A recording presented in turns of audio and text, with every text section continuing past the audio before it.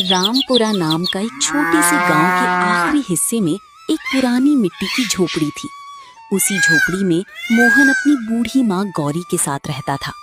मोहन गरीब जरूर था, लेकिन उसके अंदर मेहनत और ईमानदारी की कोई कमी नहीं थी। उसके पास न जमीन थी न कोई दुकान। हर रोज सुबह वो जंगल जाता, सूखी लकड़ियां काटता और बाजार में बेचकर अपना गुजारा करता था। एक सुबह गौरी चूल्हे के पास बैठी अपने बेटे के लिए रोटी बना रही थी। मोहन बेटा, उठ जा, सुबह काफी हो गई है। आज अगर देर से जंगल गया तो अच्छी लकड़ी नहीं मिलेगी। माँ, बस थोड़ी देर और सोने दो, कल बहुत थक गया था। तू भी ना बेटा, बचपन से यही बोलता आ रहा है। पहले कहता था 5 मिनट और सोने दो, अब भी वही बोलता है। लेकिन मैं जानती हूँ तू कितना थका हुआ है। माँ, आप भी ना सिर्फ मेरी थकान की चिंता करती हैं, लेकिन अपनी चिंता कभी नहीं करती। मेरी चिंता करके क्या करेगा बेटा? मेरी जिंदगी तो निकल गई, अब मेरी खुशी तो बस तू है। माँ, ऐसा मत बोला करो। आपकी जिंदगी अभी बाकी है। मैं बहुत मेहनत करूंगा और एक दिन आपको इस टूटी झोपड़ी से निकालकर अच्छे घर में रखूंगा। मोहन की बातों से माँ की आंखें भर आती हैं।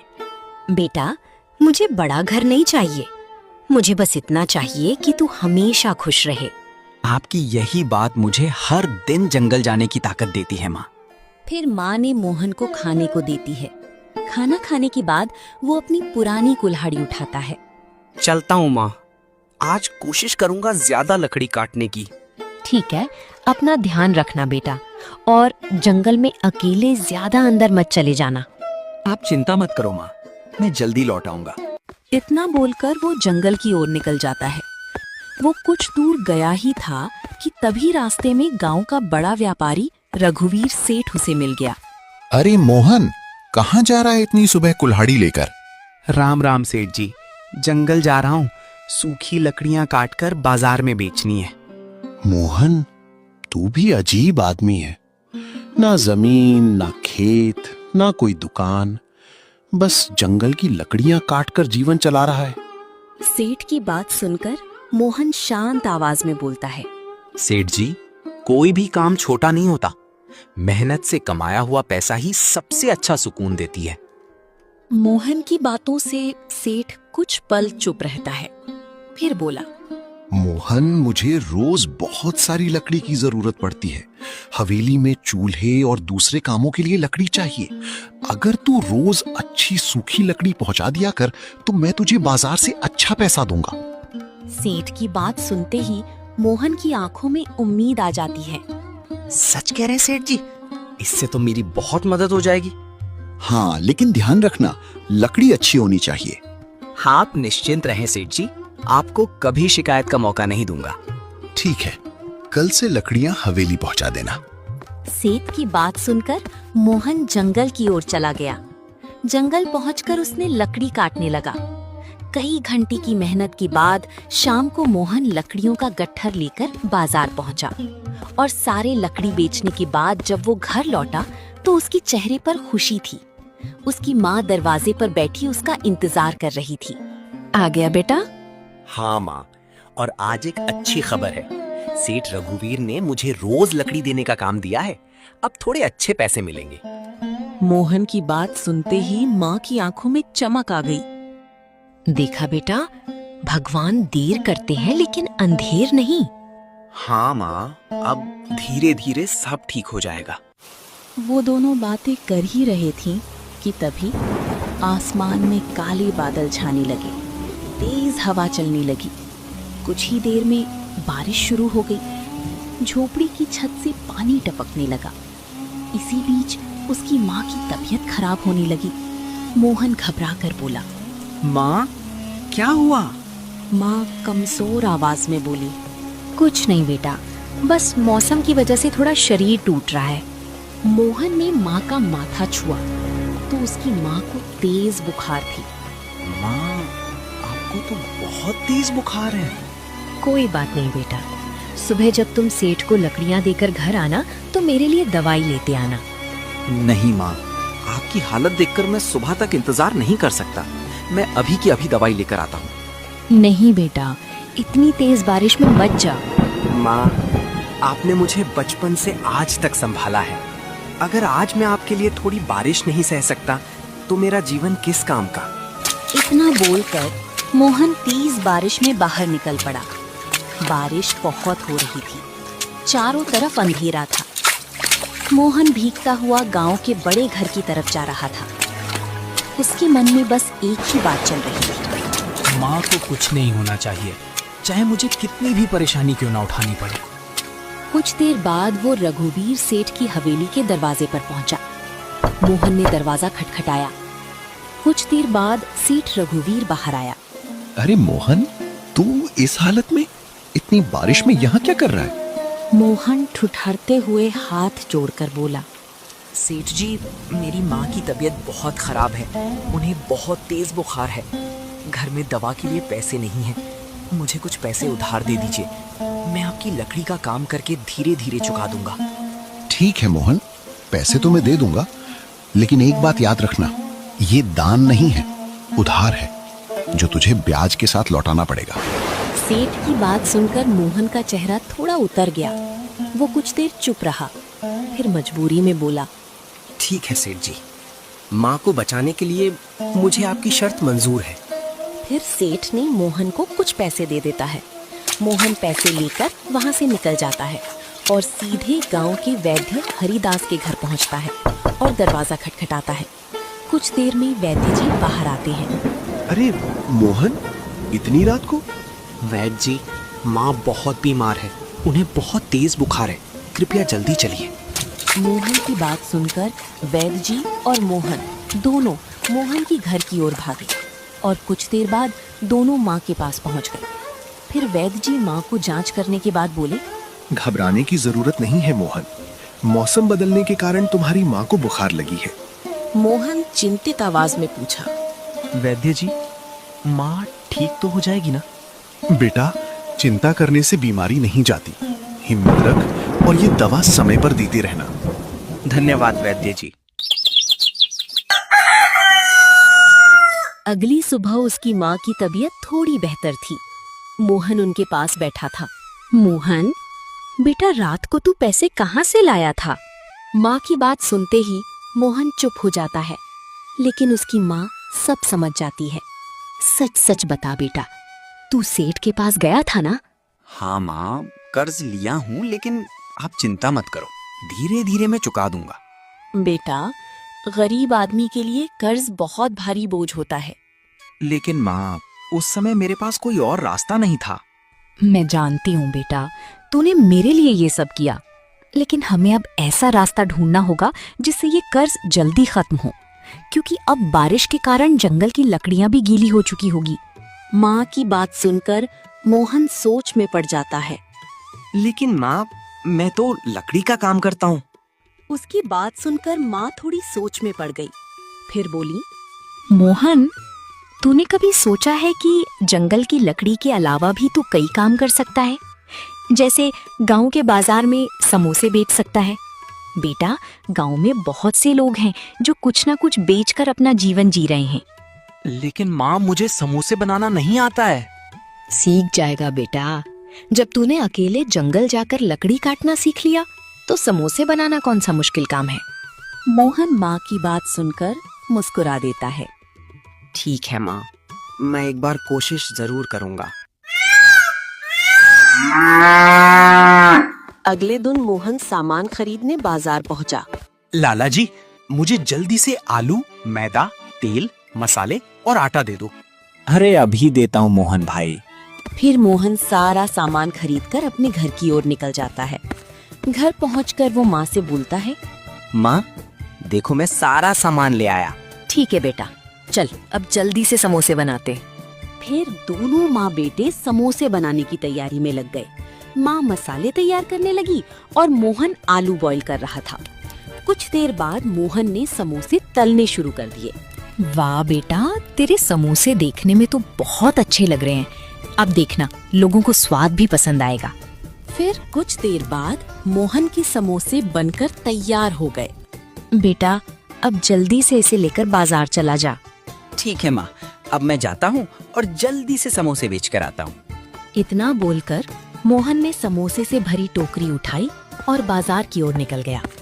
लेकिन उसे नहीं पता था कि बाजार में उसका इंतजार एक ऐसा इंसान कर रहा था जो उसकी राह मुश्किल करने वाला था। कुछ देर बाद मोहन बाजार पहुंचा और एक जगह बैठकर आवाज लगाने लगा। आइए भाई, ताजे और स्वादिष्ट समोसे खाइए। उसकी बात सुनकर कुछ लोग उसकी तरफ देखते और फिर आगे बढ़ जाते। शायद लोगों को पता नहीं है, थोड़ा और आवाज लगाता हूँ।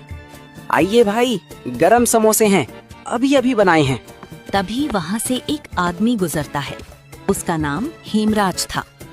हेमराज कई सालों से उसी बाजार में समोसे बेचता था। वो मोहन को देखकर हंसने लगा। अरे वाह, आज तो जंगल वाला मोहन भी समोसे बेचने लगा। हाँ भाई, जिंदगी में कभी कभी नया काम करना पड़ता है। नया काम आसान नहीं होता मोहन। समोसा बनाना कोई बच्चों का खेल नहीं है। मोहन शांत होकर जवाब देता है। मैं मानता हूँ भाई, आसान नहीं है, लेकिन कोशिश करने से ही इंसान सीखता है। मोहन की बात सुनकर हेमराज वहाँ से आगे बढ़ जाता है और मन ही मन सोचता है, अगर इसका काम चल गया तो मेरे ग्राहक कम हो जाएंगे। इसका जल्दी कुछ करना पड़ेगा। इतना सोचते सोचते हेमराज अपने ठेले पे वापस पहुंच जाता है। उधर कुछ देर बाद दो आदमी मोहन के पास आते हैं। सुनो भाई, 2 समोसे देना। उस आदमी की बात सुनते ही मोहन के चेहरे पर खुशी आ जाती है। अभी देता हूँ भाई। फिर मोहन दोनों को एक एक प्लेट समोसे देता है। फिर दोनों समोसे खाते हैं और कुछ पल बाद एक आदमी मुंह बनाते हुए बोलता है। अरे ये क्या है भाई? क्या हुआ? कोई कमी रह गई क्या भाई? इस समोसे का स्वाद वैसा नहीं है जैसा होना चाहिए। मसाला भी कम है और नमक भी। ग्राहक की बात सुनकर मोहन दुखी होकर पूछता है। सच में भाई, मैंने तो पूरी मेहनत की थी। मेहनत अपनी जगह है, लेकिन स्वाद भी जरूरी है। इतना बोलकर दोनों समोसे बिना पूरा खाए वहाँ से चले जाते हैं। आसपास खड़े लोग भी उन दोनों की बात सुन लेते हैं। उधर हेमराज अपनी ठेले पर खड़ा मुस्कुरा रहा था। मोहन धीरे से अपनी टोकरी की तरफ देखकर बोला, हे भगवान, क्या माँ का सपना गलत था? इतना सोचकर मोहन समोसे की टोकरी लेकर घर लौटता है। उसकी माँ वहीं आंगन में ही बैठी थी। आ गया बेटा? मोहन चुपचाप टोकरी नीचे रखकर बोला। माँ, लोगों ने कहा मेरे समोसे अच्छे नहीं हैं। बस इतनी सी बात? मोहन भावुक होकर बोला। माँ, मैंने सोचा था ये काम करके सेठ का सारा कर्ज चुका दूंगा, लेकिन लगता है मैं कुछ नहीं कर पाऊंगा। बेटा, एक दिन की हार से कोई इंसान हार नहीं जाता। तुम्हें जंगल में कितनी बार लकड़ी नहीं मिली, फिर भी जाना नहीं छोड़ा। तूने भूख देखी, बारिश देखी, परेशानी देखी, फिर भी मेहनत करता रहा। तो अब सिर्फ इसलिए हार मानेगा क्योंकि कुछ लोगों ने स्वाद पसंद नहीं किया? माँ की बात सुनते ही मोहन की आंखों में फिर से एक उम्मीद जाग जाती है। आप सही बोल रही हैं माँ, मैं दोबारा कोशिश करूंगा। जब रात हुई तो मोहन अपनी झोपड़ी के बाहर बैठा सोच रहा था। आखिर मेरे समोसों में कमी क्या है? वो इतना सोच ही रहा था कि दूर से किसी के चलने की आवाज आती है। कुछ ही देर में एक बूढ़ा आदमी मोहन के पास आता है और थकी आवाज में बोलता है। बेटा, बहुत भूखा हूँ, क्या कुछ खाने को मिलेगा? मोहन उसकी बात सुनकर घर के अंदर जाता है और अपने बचे हुए समोसे लेके वापस आता है। बाबा, ये समोसे आज बिके नहीं, लेकिन आप खा लीजिए। अभी फिलहाल मैं आपको यही खिला सकता हूँ। इतना बोलकर मोहन ने समोसे की प्लेट बढ़ा दिया और वो बूढ़ा आदमी जैसे ही पहला समोसा खाए, उनकी आंखें चमक उठी। बेटा, तुम्हारे हाथ में स्वाद है, लेकिन बस एक छोटी सी कमी है। उनकी बात सुनकर मोहन ने हैरानी से पूछता है, क्या कमी है बाबा? फिर वो बूढ़ा आदमी अपनी झोली से एक छोटी सी पुरानी पोटली निकालकर मोहन को देते हैं। मोहन उस पोटली को लेते ही चौंक जाता है। इस पोटली में क्या है बाबा? बूढ़ा आदमी गंभीर होकर बोलते हैं। एक ऐसा राज जो तुम्हारे समोसे की किस्मत बदल सकता है बेटा। लेकिन बाबा, आप मुझे ये क्यों दे रहे हैं? क्योंकि बेटा तुम्हारे अंदर लालच नहीं, मेहनत है, ईमानदारी है। इतना कहकर वो बूढ़ा आदमी वहाँ से चले जाते हैं। उनके जाते ही मोहन के मन में एक सवाल उठता है। क्या सच में ये पोटली मेरी जिंदगी बदलने वाली है? अगली सुबह मोहन जल्दी से उठ गया। तभी उसकी माँ ने देखा कि मोहन बार बार उस छोटी सी पोटली को देख रहा है। बेटा, इस पोटली में क्या है? माँ, रात में एक बाबा आए थे। मैंने उन्हें समोसा खाने को दिया था, तभी उस बाबा ने मुझे ये पोटली दी थी और बाबा ने कहा था कि इससे मेरी किस्मत बदल जाएगी। मोहन की बात सुनने के बाद माँ बोली, बेटा याद रखना, अगर ये कोई अच्छी चीज है तो इसका इस्तेमाल हमेशा अच्छे काम के लिए करना। हाँ माँ, बाबा की बात मैं कभी नहीं भूलूंगा। फिर मोहन समोसे बनाने लगता है। जैसे ही समोसा तैयार होता है तो मोहन उस बाबा के दिए हुए पोटली से थोड़ी सी जड़ी बूटियां अपने समोसे में मिला देता है और देखते ही देखते उसके घर में एक अलग ही खुशबू फैल जाती है। उस खुशबू को सूंघकर माँ हैरान होकर बोलती है, बेटा ये कैसी खुशबू है? मोहन भी खुद हैरान था।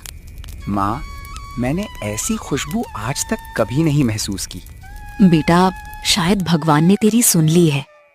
माँ की बात सुनने के बाद मोहन समोसे लेकर बाजार पहुँच गया और जोर जोर से आवाज लगाने लगा, गर्मा गर्म समोसे, ताजे और स्वादिष्ट समोसे, आओ भैया आओ। लेकिन इस बार वहाँ का नजारा अलग ही था। इस बार कुछ लोग रुकने लगे। उनमें से एक आदमी बोला, अरे भाई, ये कैसी खुशबू आ रही है तुम्हारे समोसे से, जरा एक समोसा देना।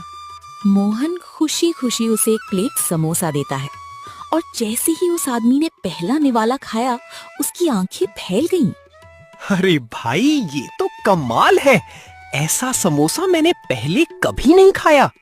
उस आदमी की बात सुनते ही धीरे धीरे लोग मोहन के पास आने लगते हैं। भाई मुझे 2 समोसे देना। मुझे 4 देना। मेरे लिए भी 4 पैक कर देना। ग्राहक की बात सुनकर मोहन की आंखों में खुशी आ जाती है। शाम होते होते उसके सारे समोसे बिक जाते हैं। वो खुशी खुशी घर पहुंचकर माँ से बोलता है, माँ, आप ठीक बोल रही थी, भगवान ने हमारी सुन ली, आज सारे समोसे बिक गए। उसकी बात सुनकर माँ की आंखों में खुशी आ जाती है। मैंने कहा था ना बेटा, मेहनत कभी बेकार नहीं जाती। अगले दिन फिर मोहन अपने समोसे लेके बाजार पहुंचा और देखते ही देखते उसके पास बहुत भीड़ जमा हो गई। फिर क्या था, कुछ ही दिनों में मोहन के समोसों की चर्चा पूरे गांव में होने लगी। अब लोग दूर दूर से उसके समोसे खाने आने लगे थे। वहीं दूसरी तरफ अब हेमराज परेशान था, क्योंकि उसके ठेले पर अब ग्राहक बहुत कम हो गए थे। वो मोहन को देखते हुए मन ही मन सोच रहा था, कल तक जिसका समोसा को लोग देखना पसंद नहीं कर रहे थे, आज वहां लोग लाइन लगाकर खा रहे हैं। आखिर मोहन के समोसों में ऐसा क्या है जो अब लोग मेरे ठेले पर नहीं आ रहे हैं? इसके समोसे में सच में स्वाद है या कुछ राज? पता तो लगाना पड़ेगा। इतना सोचकर हेमराज ने मोहन का पीछा करने का फैसला किया। अगली सुबह जब मोहन अपने घर में समोसा बना रहा था, तभी हेमराज चुपके से मोहन की खिड़की से देखा कि मोहन वही पोटली निकालकर मसाले में कुछ मिला रहा था। अच्छा, तो ये बात है, यही है इसके स्वाद का राज। अब देखता हूँ मोहन, तेरा समोसा कैसे बिकता है। इतना सोचकर वो घर चला गया। फिर जब रात में सब सो गए तो हेमराज चुपके से मोहन के घर के अंदर गया और उसने वो बाबा की दी हुई पोटली उठा ली और घर से बाहर निकल गया। अब कल से सारे ग्राहक मेरे पास आएंगे। अगली सुबह जब मोहन समोसे बनाने लगा तो वो बाबा की दी हुई पोटली को ढूंढने लगा, लेकिन उसे वो पोटली कहीं नहीं मिली। आखिर थककर उसने माँ से कहा, माँ, बाबा वाली पोटली नहीं मिल रही। क्या? मैंने तो कल वहीं देखी थी बेटा। इतना बोलकर दोनों मिलकर उस पोटली को ढूंढने लगे, लेकिन वो पोटली नहीं मिली। उधर हेमराज अपने ठेले पर वही पोटली की जड़ी बूटी डालकर समोसे बना रहा था और मन ही मन सोच रहा था, आज तो सब लोग मेरे समोसे ही खाएंगे। वो इतना सोच ही रहा था कि तभी एक ग्राहक उसके पास आता है। अरे हेमराज भाई, एक प्लेट समोसा देना। उसकी बात सुनते ही हेमराज ने तुरंत उसको एक प्लेट समोसा देता है और जैसे ही उसने पहला निवाला खाया, अचानक उसका चेहरा बदल गया। वो गुस्से में बोला, अरे ये क्या बनाया है तुमने? इसका स्वाद तो बहुत कड़वा है। ग्राहक की बात सुनकर हेमराज घबरा जाता है, लेकिन उस ग्राहक की तेज आवाज सुनकर जो भी ग्राहक उसके ठेले पे आ रहे थे वे सब वापस लौट गए। फिर हेमराज ने खुद एक समोसा खाया तो उसका भी चेहरा उतर गया। अरे ये कैसे हो गया? इसका स्वाद इतना कैसे बिगड़ गया? वो इतना सोचा ही था कि तभी उस पोटली में अचानक आग लग जाती है और देखते ही देखते कुछ ही देर में हेमराज का पूरा ठेला जल जाता है। अब उसे समझ आता है कि बिना मेहनत और समझ के सिर्फ चीज चुरा लेने से सफलता नहीं मिलती। शाम को हेमराज भारी मन से मोहन के पास जाता है। मोहन, मुझे माफ कर दो भाई। मोहन ने हैरानी से पूछा, माफी किस बात के लिए हेमराज भाई? मैंने लालच में आकर तुम्हारी जादुई पोटली चुराई थी। मुझे लगा था कि तुम्हारी सफलता का राज चुरा लूंगा, लेकिन आज समझ आया कि सफलता किसी चीज से नहीं, मेहनत और ईमानदारी से मिलती है। उसकी बात सुनकर मोहन हल्का मुस्कुराया, फिर बोला, हेमराज भाई, गलती हर इंसान से होती है, लेकिन गलती से सीखना ही सफलता का सबसे बड़ा मंत्र होता है। मुझे माफ कर दो मोहन। ठीक है हेमराज भाई, लेकिन वादा करो आज के बाद कभी जीवन में लालच नहीं करोगे और अपने मेहनत से आगे बढ़ोगे। मैं वादा करता हूँ मोहन भाई, आज के बाद मैं पूरी ईमानदारी और मेहनत से काम करूंगा। इतना बोलकर वो वहां से चला गया। कुछ महीने बाद मोहन अपनी मेहनत और ईमानदारी से एक अच्छी सी दुकान खोल ली थी और अब उसकी माँ भी आराम से रहती थी। एक दिन मोहन अपनी माँ के साथ बैठा था, तभी अचानक उसकी माँ बोली, बेटा, याद है जब हमारे पास कुछ नहीं था? हाँ माँ, लेकिन उस समय भी हमारे पास मेहनत थी और वही मेहनत आज हमारी सबसे बड़ी दौलत बन गई। और इस तरह एक गरीब लकड़हारे मोहन ने अपने हौसले, मेहनत और ईमानदारी से अपनी किस्मत बदल दी।